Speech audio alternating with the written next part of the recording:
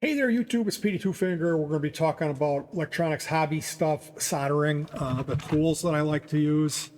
So, real quickly, I'll just grab some stuff out of my drawer. I really love these. I can pick these up with one hand and use them. I put Dum Dum in the lock because otherwise the lock is floppy, but they wear out. So, having another option that's slightly larger like these, they're around $2. These are really good. They're really sharp. They cut my leg once and I was bleeding considerably, so I will use a file and take the tip off of the, because they don't need to be sharp at the tip, do they? So I do like these, but these are way better. If you're building a circuit, if you're building a guitar pedal, this is what you want. Now anything with a thicker lead, you're going to want to use this, like the diodes and the capacitors, because this blade, it's all torn up. You can't really see that. So having the right tool for the job, like this stuff I get from Goodwill, and it'll be all rusty, and I'll put it in a Ziploc bag with vinegar, and I'll just keep changing that vinegar out and sanding them until I can get them nice. This one has got some chunks missing out of the blade. I don't know if you can see that, but I mean, they were used and I didn't pay nothing for them. Out of all these needle noses, like this is a jeweler's needle nose, meaning it doesn't have any knurling on the inside of the blades. It's handy, really handy for certain things. This is a more common. This is a 5-inch, and like I like these. This is a 4.5. This is the one. This is magical. It does have the knurling, but man, I absolutely love that. So if you can find one of those, and really, if you're doing guitar pedals, all you'll need is this. It's nice to have these, but they do wear out. So you'll be replacing those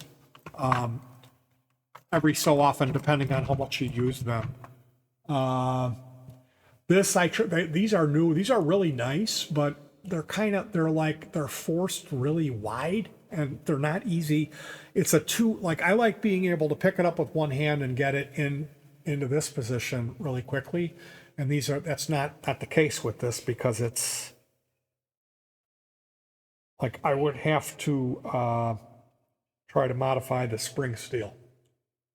Honey, Yes. these are going to go into the kitchen, into the restroom, and this is going to go in the yellow thing in the other room. So the secret with soldering is using flux. They don't talk about it so much. Like I had an electronics class and they never mentioned it. Typically, whenever I handle my soldering iron, I will clean it 2 times on the sponge. So keeping the tip clean, like they have these 60 watt, they're more like 15. They have a yellow adjuster, it's a blue. They sell them on eBay, AliExpress. Those are like, if you're just going to be doing a little bit of soldering, just build one pedal or whatever, they're fantastic. And you can get the replacement tips for cheap, like $3 for a bag of 10. I recommend those. I use this aggressive plumber's flux, which is going to tear up the tips. I also remove it. So I clean my iron every time. I also have a 60, which is a legitimate 60. It's got a real fat, chunky tip, and it's unbelievably hot. I use that when I'm soldering to larger metal, like potentiometers or output jacks. You gotta know when to use that, and less is more. Like it's so hot, if you're using it on a circuit board, it's gonna lift the trace, meaning the copper's gonna come up, and that's really bad. So cleaning the iron all the time, keeping the iron clean is a big part of what I do. Using flux is the main thing. And using flux, I have this Elmer's Glue bottle full of rubbing alcohol, a toothbrush, and a wire brush. So when I get the PCB, whether it's a store-bought PCB or a strip board, I will scrub it till it becomes a lighter shade, remove the oxidization. You can use a Scotch-Brite pad, a scrubby like in your kitchen sink. Your mom will have this green pad. That's what you can use to take, because the enemy, when you're soldering, if you have both pieces of metal really clean, the solder will stick, and that's called wetting action. That's where the metals meld on a molecular level, and that's good. That's what you want. So the flux is like acid, and it's cleaning all that stuff off of there, and that's why the solder sticks like magic when it does. So I can solder in my underwear and I don't have to worry about flux rolling off and burning my leg so much. I can bend the rules like it used to be. These set of rules would come together to this point where you would have to achieve this perfection to hit proper soldering. Well, I can bend that because I'm using flux. I can put solder on the tip and carry it over, don't spill, and then apply it onto the thing, and it'll form a joint that's not a cold joint simply because I'm using the flux. So flux is the secret to happiness. Now, I tried all different types of fluxes, electronics flux, liquid flux. I find good old-fashioned plumber's paste flux to be my jam. Now, of course, I clean it. Of course, it does make fumes, so of course I use an extractor. There's pluses and minuses with everything, and yes, it's a little bit more prep, a little bit more involved as you go, but then what you end up with is something where there aren't any cold joints, and it looks phenomenal and it works. I find not using the flux, you'll end up with something that's sloppy, and it's not going to last. There's going to be intermittent operation. So yeah, it is extra work, and you do have to clean it off, but using my methods, it's not really a big deal. So when I get the board, I'll scrub it, strip the oxidization off of it. Then I take a Q-tip, apply flux to that Q-tip, and I'll massage it into both sides of the board. Another option, if you don't want to put flux on the board and you're going to be handling it, you don't like getting on your fingers or whatever, you can have a pokey tool or a toothpick or a dental pick. I keep my flux in a cup. It's like a teacup that's made out of steel and it has a wooden handle. I don't know what this thing is. I found that it's an old thing. I found it at a resale store. So I can use heat. I have like a heat gun or an embossing tool, and I can and run that, and it melts the flux into a nice surface. That's how I get it in there. I use a plastic spoon and then heat it up. But I use, like they have a bristle brush that's a piece of like 14 gauge wire that comes up and there's a loop in it, and then it'll wrap around itself and they'll have the bristle brushes in there. So I have one of those stuck in there, and I can use that to like really apply it. Or like if I'm desoldering, I use that desoldering vacuum pump that you hand operated. I have the black one with the green trim. I prefer that because you can unscrew the tip and remove the solder on that one real easy. And it's important to keep it clean or it will be fouled. And then once I've done one time with the ka-chunk and got the bulk of the solder out, when I remove the part, if you look back, usually the holes where the part went will have solder blocking them. So you can use desoldering braid. Now I take that braid, I like 3 meter long. They'll sell 1.5 meter for like $1.28, and it'll be like $1.50 for a 3 meter, like twice as much. So yeah, look at what you're buying. I get the wider stuff. I don't like the 1.5 millimeter. I like, 3 or 4 millimeter. And you pull that out and then take that bristle brush that you have in your flux and apply it only on one side of the desoldering braid. And then the desoldering braid works like a champ. I do not like, if I have 2 types of wire, one is solid, one is stranded, one is copper, one is steel, and they're not going to want to stick. In the old days, this would be a whole thing where I would have to like twist them together, like cook the living crap out of it to get the solder to stick. I would have to put alligator clips all over it so the plastic doesn't melt. We'll pretend that this is a piece of wire, that the stick here is the wire coming out and this is the insulation. So you throw a piece of heat shrink tubing on first, because that tubing you're gonna shrink that over where it's soldered. That's gonna be like in place of electrical tape. So if I just put that heat shrink on there and then heat this wire up, the heat's gonna go down the wire and it's gonna activate the heat shrink, and it's gonna suck. I'm gonna have to take it off and get a new piece. And if you're soldering 2 wires together, how are you gonna take it off? You're gonna have to break your soldering joint. So what I do when it's before to prep it, I'll put the piece of heat shrink on it. I'll say that the heat shrink comes down to here in this example. I'll put these sometimes I'll even use 2, which is overkill, but this way the heat will come down and it'll go through the clip. It won't make it to, so that heat clip is an important thing, and they sell them, but you can just use a roach clip or a hemostat. And I use the hemostats all the time. You can hemostat something and then solder it in the front and then unclip it and put the hemostat over where you already soldered and then go do the back.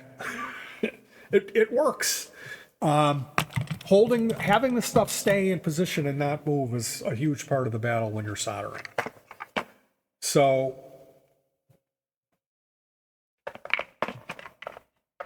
the heat clip is an important little sidebar, but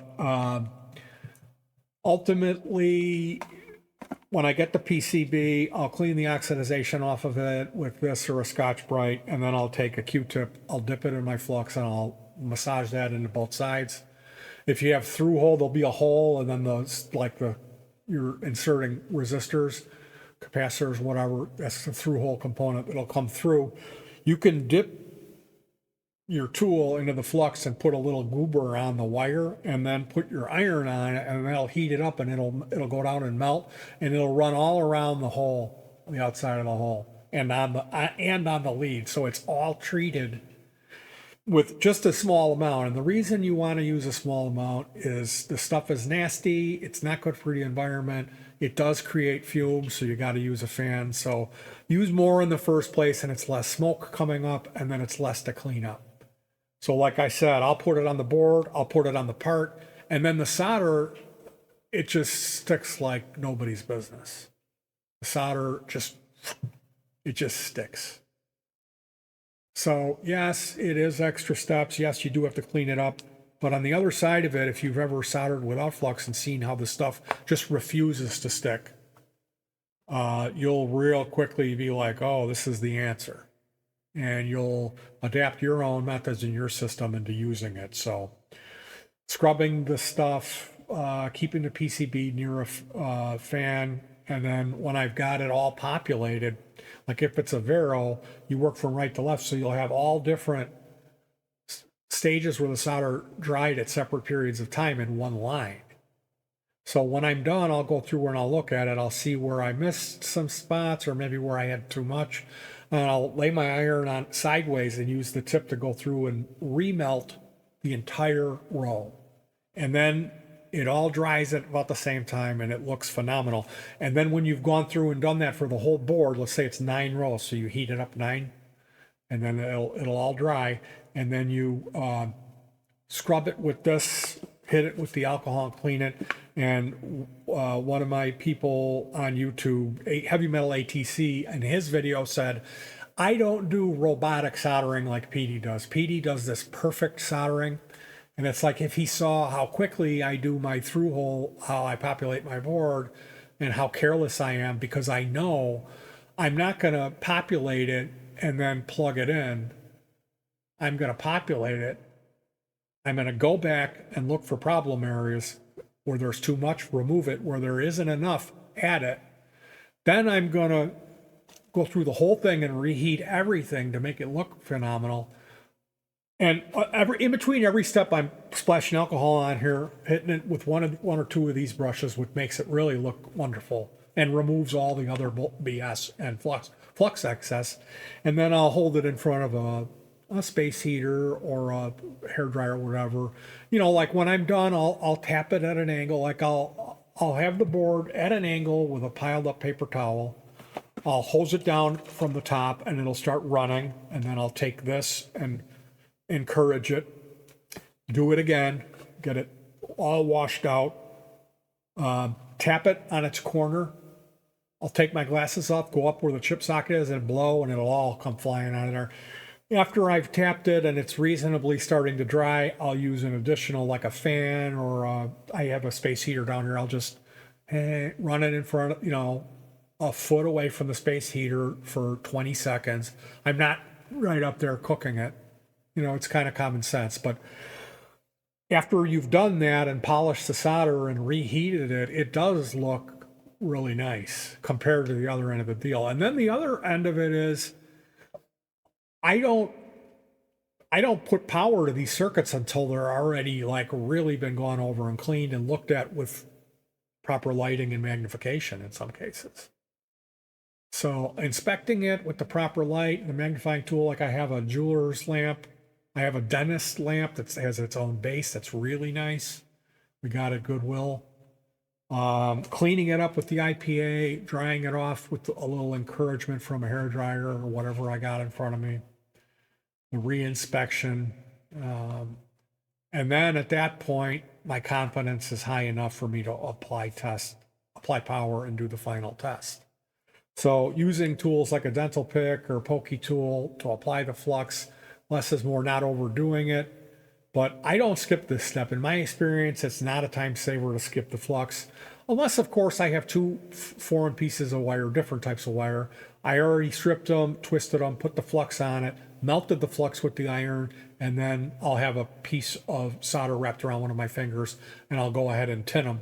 If they're both freshly tinned with flux, and I haven't cleaned them with alcohol, that flux is still all on top of that solder. So I can go ahead and combine those wires without very much additional solder and certainly not any additional flux. So you don't always need it, but it never hurts to put it on there, right, Gopti? As my helper, is it not the most unbelievable thing? Yeah, it's like glue, like. Well, it's like magic glue. Okay, it's like magic. No, because if you watch it, like with the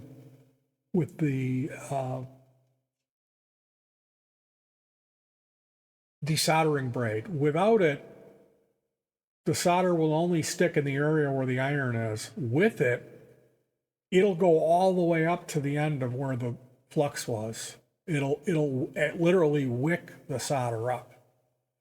So I hope this information was helpful. I learned about this stuff from a plumber, and electronic guys will not talk about it. I've tried electronics flux. I really don't like any of the stuff, all the liquids and the flux pens and all that. It's all garbage. I prefer a tub of paste flux. So if you have any questions, you can hit me up over here. I'd be happy to try to help you out. If you need recommendations of what you want to get, maybe I'll do another video of that. But really, the 900 clone, the stuff that they're selling in all the kits, the light blue with the yellow dial, I've used those for years. I have some other stuff that's rated a little higher than I use, but the most important missing ingredient for me was the paste flux. So best of luck, hug your pets, and peace.